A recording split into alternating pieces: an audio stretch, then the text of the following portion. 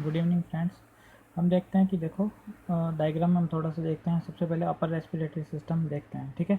Upper respiratory system में हमने क्या पढ़ा था पहले? नोज़। सबसे पहला पार्ट हमने कौन सा पढ़ा था? नोज़। जहाँ से हमारे रेस्पिरेशन की शुरुआत होती है, जहाँ से हमारा रेस्पिरेशन शुरू होता है, कौन सा पार्ट कहलाता है? वो नोज़ कहलाता है, ठीक है। नोज़ के जब हम इंटरनल स्ट्रक्चर देखते हैं तो उसमें क्या बोल पाई जाती है? नेज़ल कैविटी, नेज़ल नोच और नेज़ल वेस्टिब्यूल्स। ये तीनों के तीनों पाए जाते हैं। यहाँ से एयर पास होती है, जैसे जैसे यहाँ से एयर जाती है, ठीक है।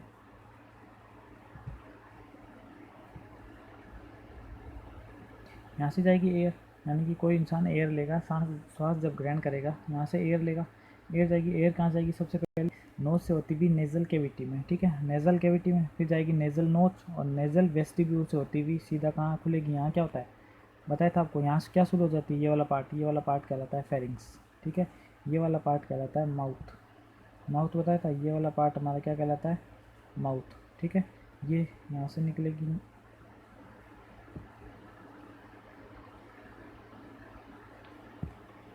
देखो यहाँ से हम जाएगी एयर, यहाँ से जाएगी, यहाँ से होते हुए कहाँ जाएगी? सीधा यहाँ फेरिंग्स में जाएगी। फेरिंग्स में कहाँ जाएगी? नेजोफेरिंग्स में। कहाँ जाएगी? नेजोफेरिंग्स में। नेजोफेरिंग्स से बाद में कहाँ जाएगी? ओरोफेरिंग्स में, ठीक है। ओरोफेरिंग्स से बाद में कहाँ जाएगी? लेरिंगोफेरिंग्स। लेरिंगोफेरिंग्स से ट्रेकिया। तो ये सारा जो प्रोसीजर होता है वो कौन? अपर रेस्पिरेटरी सिस्टम का। किसका है? अपर रेस्पिरेटरी सिस्टम का है। नोज से होती हुई एयर हमारी कहाँ तक पहुँच गई? ट्रेकिया तक पहुँच गई। लेरिंगोफेरिंग्स से होते हुए कहाँ तक पहुँच गई? ट्रेकिया तक पहुँच गई, ठीक है। नोज़ के तीन पार्ट, ठीक है, याद हो गए। नोज़ के तीन पार्ट कौन से होते हैं? नेज़ल कैविटी, नेज़ल नोच और नेज़ल वेस्टिब्यूल। हमारी जो नोज़ में जो बोन्स पाई जाती है, यानी कि जो अस्थि पाई जाती है, उसका नाम होता है नेज़ल कॉन्की। नेज़ल कॉन्की क्या नाम होगा? हमारी जो नोज़ में पाई जाती है, सॉरी, वो नेज़ल बोन होती है, इसके ऊपर, उस बोन के ऊपर दो छिद्र पाए जाते हैं, दो होल्स पाए जाते हैं। आप कभी स्केलेटन देखोगे, हड्डियों का ढांचा देखोगे, तो नोज़ के ऊपर इस प्रकार की नोज़ होती है। देखो ये इस प्रकार की नोज़ होती है।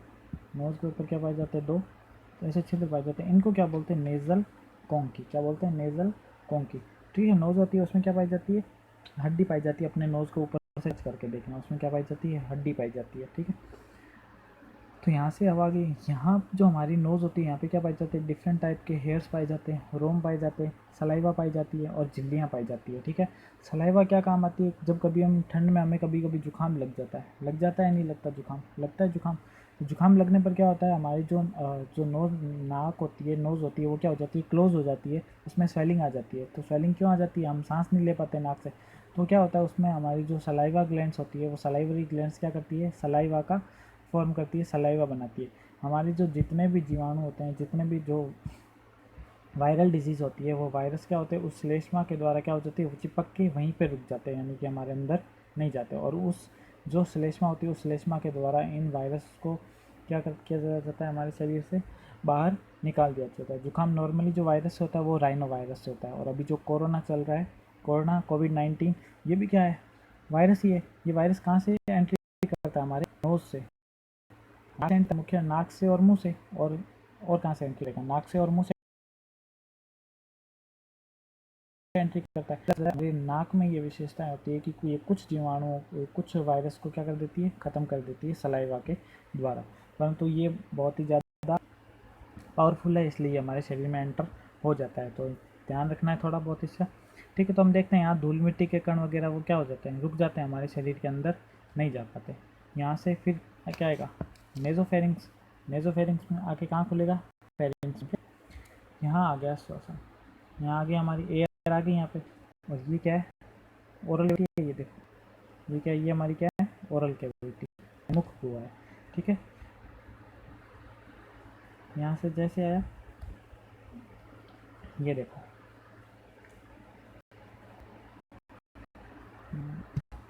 ये देखो, जो भोजन आएगा, मैं आपको येलो कलर में दिखा रहा हूँ, भोजन ऐसा है। यहाँ से इन मनुष्य ने क्या किया? भोजन किया, ठीक है। भोजन किया, यहाँ से भोजन किया, यहाँ से देखो ये बना। जैसे ही भोजन आया, भोजन यहाँ गिरेगा।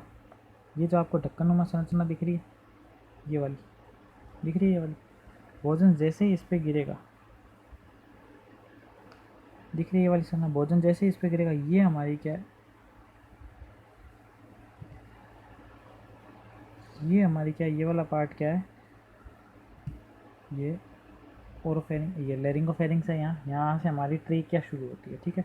ये इसके जस्ट क्या है, ये देखो ऊपर, ठीक है। जैसे ही भोजन यहाँ आएगा, यहाँ आते ही इसके ऊपर भोजन जैसे गिरेगा, ये क्या कर लेगा, इसको कवर अप कर लेगा और भोजन यहाँ से फिसलता हुआ पीछे चला जाएगा।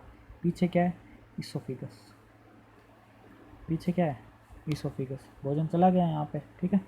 अब जब हम कभी सांस लेते हैं, ठीक है, सांस लेंगे हम, सांस तो यहाँ से आएगा हमारे नेजोफेरिंग्स, ओरोफेरिंग्स, ओरोफेरिंग्स से होता हुआ कहाँ जाएगा, लेरिंगोफेरिंग्स, लेरिंगोफेरिंग्स से होता हुआ कहाँ चला जाएगा, ट्रेकिया में चला जाएगा।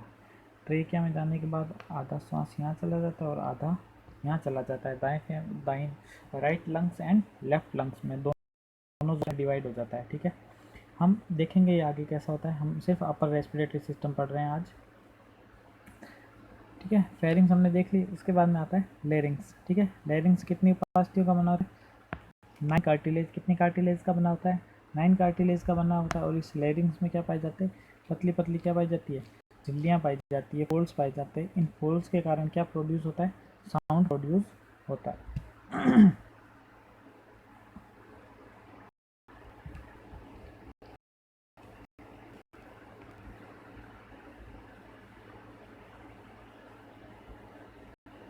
ये आपको दिख रहा है एपिग्लोटिस, ये क्या है, एपिग्लोटिस, जो ये वाला पार्ट है ये क्या कहलाता है, एपिग्लोटिस कहलाता है, ठीक है। यहाँ पाई जाती है थायराइड कार्टिलेज, क्या पाई जाती है, थायराइड कार्टिलेज। ये वाली जो दिख रही है, ये जो हमारे जस्ट आगे, ये क्या पाई जाती है, थायराइड। गले में थायराइड ग्रंथि पाई जाती है, जो किसका निर्माण करती है, थायरोक्सिन का निर्माण करती है।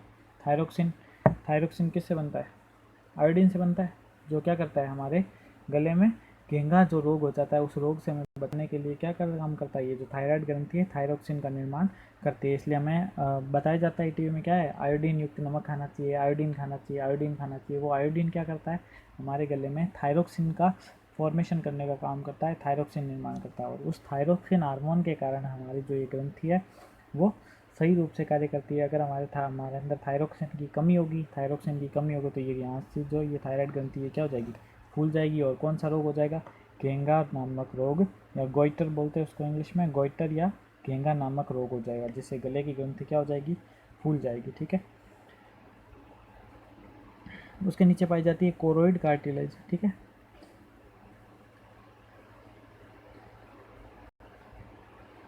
ये कोरेकोइड, ये कोरेकोइड, ये कोरेकोइड कार्टिलेज पाई जाती है। ये कोरेकोइड कार्टिलेज क्या करती है, हमारी जो ये ट्रेकिया होती है, उस ट्रेकिया को क्या करती है, पिचकने से बचाती है। उस ट्रेकिया को क्या होने से बचाती है, कंजस्टेड होने से क्या करती है, बचाती है, ताकि हमारी ट्रेकिया पिचके नहीं, ठीक है। पिचके नहीं मतलब समझो, जब हमारे कभी हम पानी भरते हैं, जो जब मोटर के द्वारा प्रेशर ज़्यादा आ जाता है तो पाइप आपस में हो जाता है, चिपक जाता है।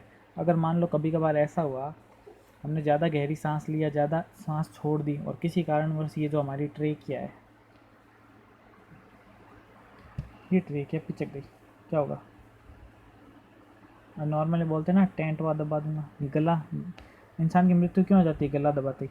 जब कोई इंसान किसी का गला दबाता है तो यहाँ से इस ट्रेकिया को क्या कर देता है, पिचका देता है, तो उसके अंदर क्या जाना बंद हो जाता है, ऑक्सीजन जानी क्या हो जाती है, बंद हो जाती है। और इंसान की मृत्यु क्या हो जाती है, दम घुटने से उसकी मृत्यु हो जाती है, ठीक है।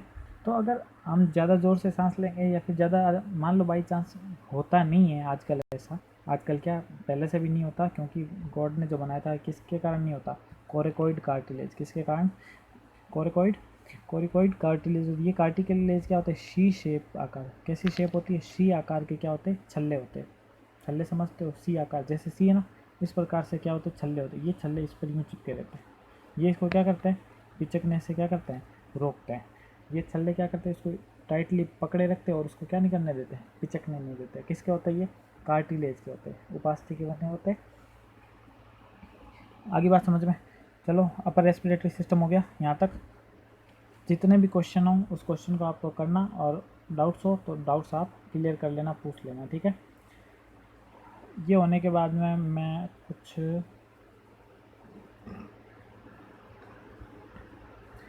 क्वेश्चन